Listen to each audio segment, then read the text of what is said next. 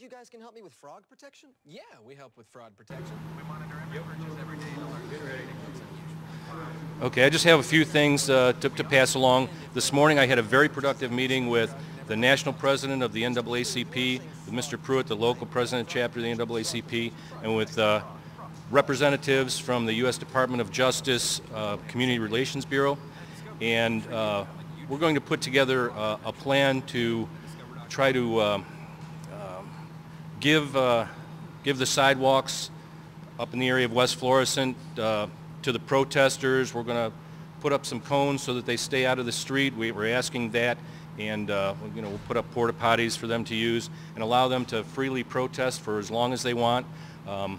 What's happening now is not what any of us want. Last night we started getting rocks, bricks, bottles thrown at us, and then a Molotov cocktail, and then gunfire went off. We need to get everyone to calm down and try to bring some peace to this. We want everybody to be able to protest. We know they're going to protest. We want to facilitate their ability to protest because it's a constitutional right. So working with these leaders, we're going to try and put this together and hope that everyone will take the opportunity to get the message out that they want to get out. We understand everybody's anger and their need to have questions answered. So we're going to hope for the best. We're changing our tactics. The approach that the police are going to take this evening.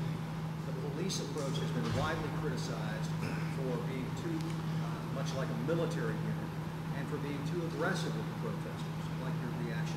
Well, I understand that. The other side of that is there is gunfire. There are firebombs being thrown at the police. And I understand that what it looks like is not good. The whole situation is not good at this point, and that's why there's several meetings going on right now to evaluate tactics, how we approach this. We would like the protesters to stop the violence. We certainly don't want to have any violence. On our part, we want this to be peaceful. It's going to be a long process, so we need to have everybody tone it down. Chief, a lot of people are saying the basic problem last night was that the police moved forward, advanced towards the protesters, setting off the problem. Okay, well, we have a basic obligation to allow people to get to their homes and their businesses and to drive up and down the roadways. We can only have a part of town be closed down for so long before we have to open it back up. And we're trying to do that without physically hurting anybody. And so that's why we're using these less lethal tactics. Chief, are you satisfied with police handling of this thus far, handling of the protest? What I'm satisfied with is that we haven't hurt anybody. Nobody's gotten injured or killed. A couple of police officers, one officer did get hit with a brick and actually broke his ankle, but and one other officer was injured. But in general, I mean, with the chaos that's going on right now, I'm at least happy that nobody's gotten seriously injured. Chief, there are repeated examples.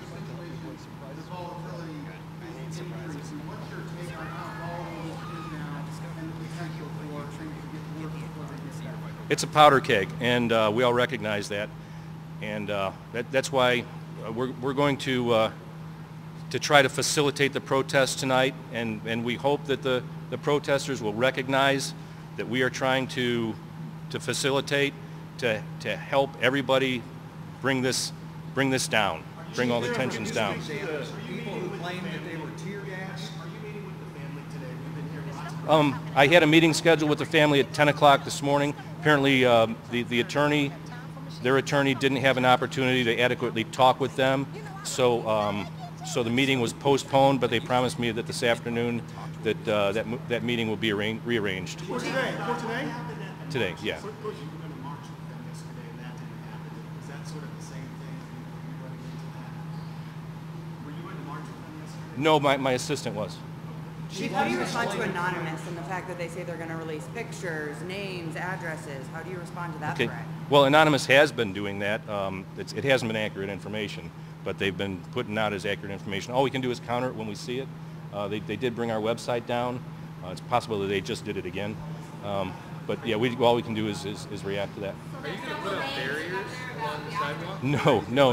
We're going to have cones, things like that. No, we're not putting up barriers or barricades. We're asking for cooperation. That's what we want. Are you going to pull back the military-style vehicles, or will they be out there again? The tactical units will be out there if firebombs start getting thrown, properties getting destroyed, shots are being fired, people are being shot at. We have to respond to deadly force. They were out there before that happened. We're gonna talk about not only the tactics but the appearance. We're having conversations.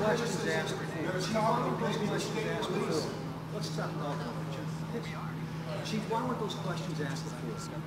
Like this gentleman says, the police, military-style units were out there from the very beginning, and when you came out, you got to control the crowds. There are people who were arrested who weren't shooting at the police. There are people who were tear-gassed who weren't shooting at the police.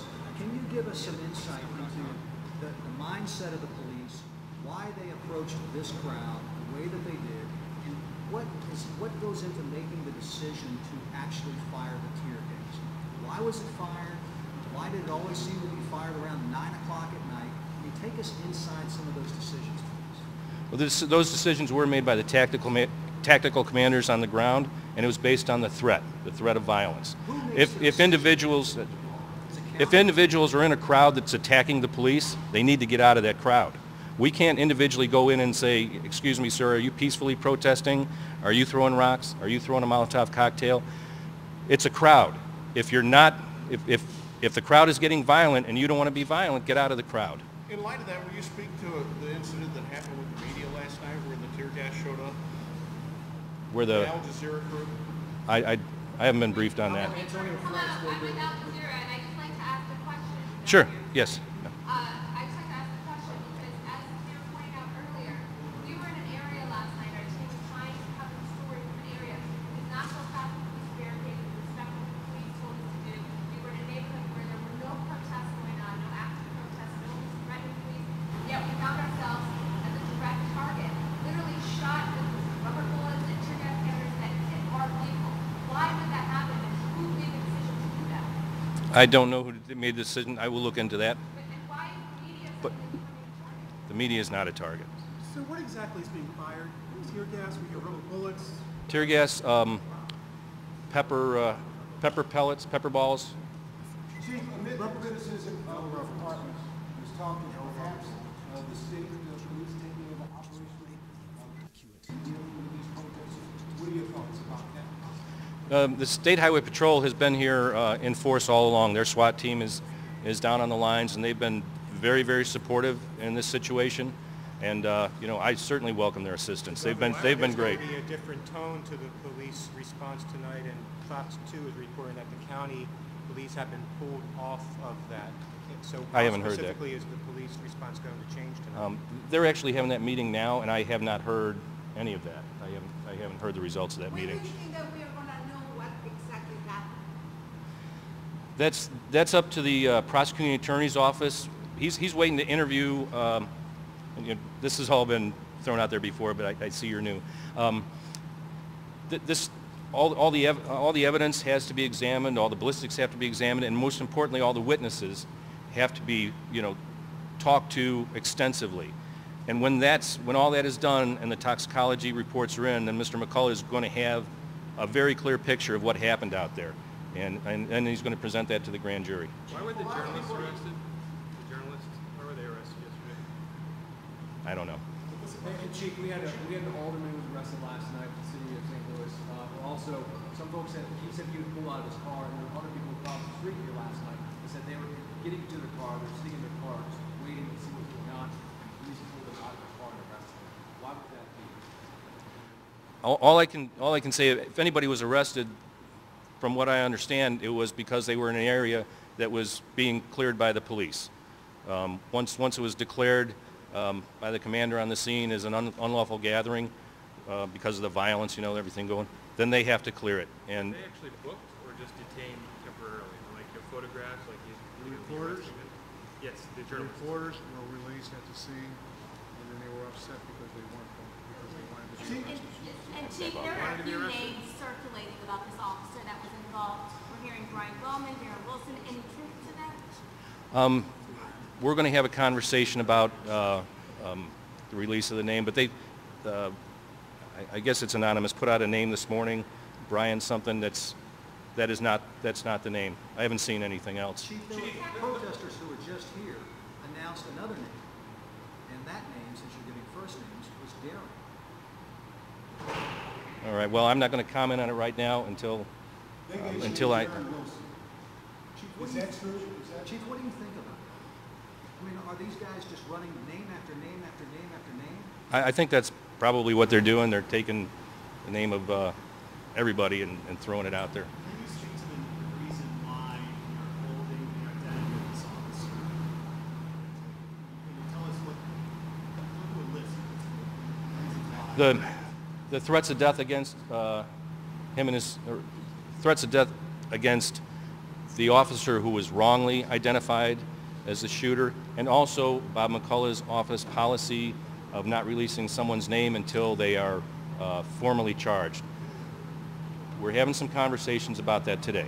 Chief, and that might change, Chief, because you were saying the other day, you said you were going to release a name until you had to, either a judge or the person who's formally charged. So that might change. Well, I said if a judge ordered me to, I would, but I also said we're taking this day by day.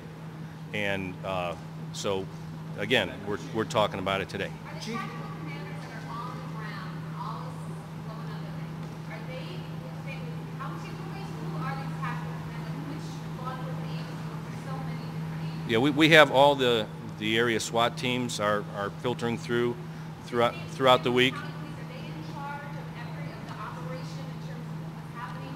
Their tactical commander on the scene is the tactical commander. Yes. What's your reaction to the eyewitness accounts of the shooting? I can't speak to the evidence, Elliot. I can't speak to the evidence. That belongs to the county police department and to Bob McCullough. Let me just get one from you. One last thing.